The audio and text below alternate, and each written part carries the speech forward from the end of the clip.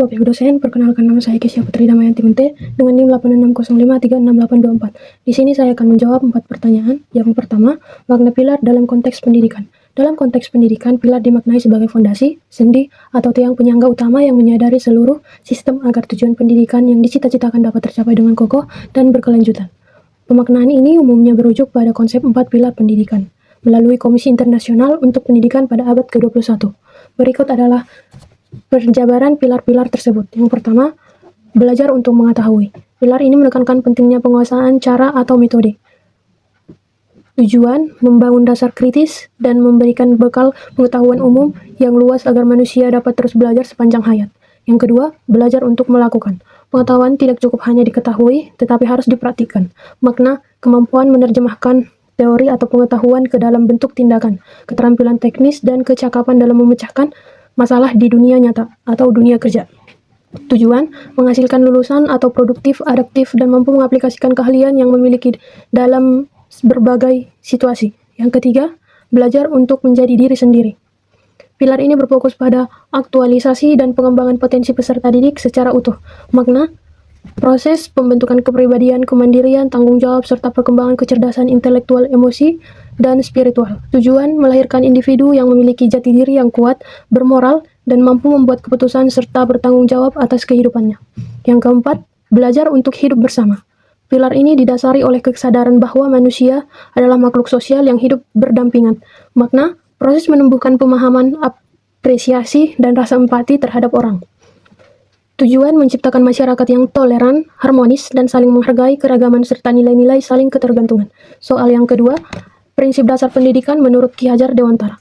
Prinsip dasar pendidikan menurut Ki Hajar Dewantara dirangkum dalam trilogi Ing Ngarso Sung Tududo, Ing Madya Mangun Karso, Tutwuri Handayani. Filosofi ini menekankan para peran pendidikan sebagai teladan, motivator, dan fasilitator yang mendorong kemandirian dan karakter peserta didik. Ketiga semboyan ini memiliki makna mendalam sebagai berikut. Yang pertama, Ing Ngarso Sung Tuludo, di depan memberi teladan. Seorang pendidik atau pemimpin harus mampu menjadi contoh panutan dan figur yang baik bagi peserta didik dalam setiap tindakan dan perilaku. Yang kedua, Ing Madya Mangun Karso, di tengah membangun semangat. Pendidik harus berada di tengah-tengah muridnya untuk membangun prakarsa, membangkitkan ide, dan memotivasi semangat belajar agar mereka aktif dan kreatif. Yang ketiga, Tutwuri Handayani, di belakang memberi dorongan. Dari belakang, pendidik memberikan dorongan moral dan arahan agar peserta didik berani, berjalan ke depan, mandiri, dan bertanggung jawab atas pilihannya. Soal yang ketiga, analisis, relevansi, dan tantangan penerapan prinsip tersebut dalam era digital. Penerapan prinsip pembelajaran di era digital menuntut transformasi peran guru dan pembentukan karakter peserta didik yang kuat. Tantangan utama adalah mengintegrasikan teknologi secara bijak, memfilter informasi, mengatasi kesenjangan akses, serta mencegah memudarnya nilai moral akibat paparan konten negatif dan dunia siber. Yang pertama, pembelajaran. Relevansi. Pembelajaran menjadi lebih fleksibel, personal, dan efisien. Guru dapat menggunakan pendekatan interaktif serta memanfaatkan data analitik untuk memetakan kebutuhan spesifik seperti setiap peserta didik. Tantangan, keterbatasan infrastruktur internet yang tidak merata, ancaman distraksi dari media sosial saat proses belajar, dan hilangnya interaksi afektif secara langsung atau bahasa tubuh dan ekspresi yang biasa ditemukan di depan kelas.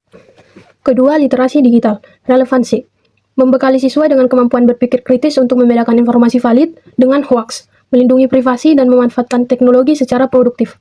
Tantangan, kesenjangan literasi menjadi antar wilayah dan merendahkan minat membaca masyarakat, memperlambat penguasaan konsep dasar digital, atau seperti kurangnya informasi dan pemahaman konteks. Yang ketiga, karakter peserta didik.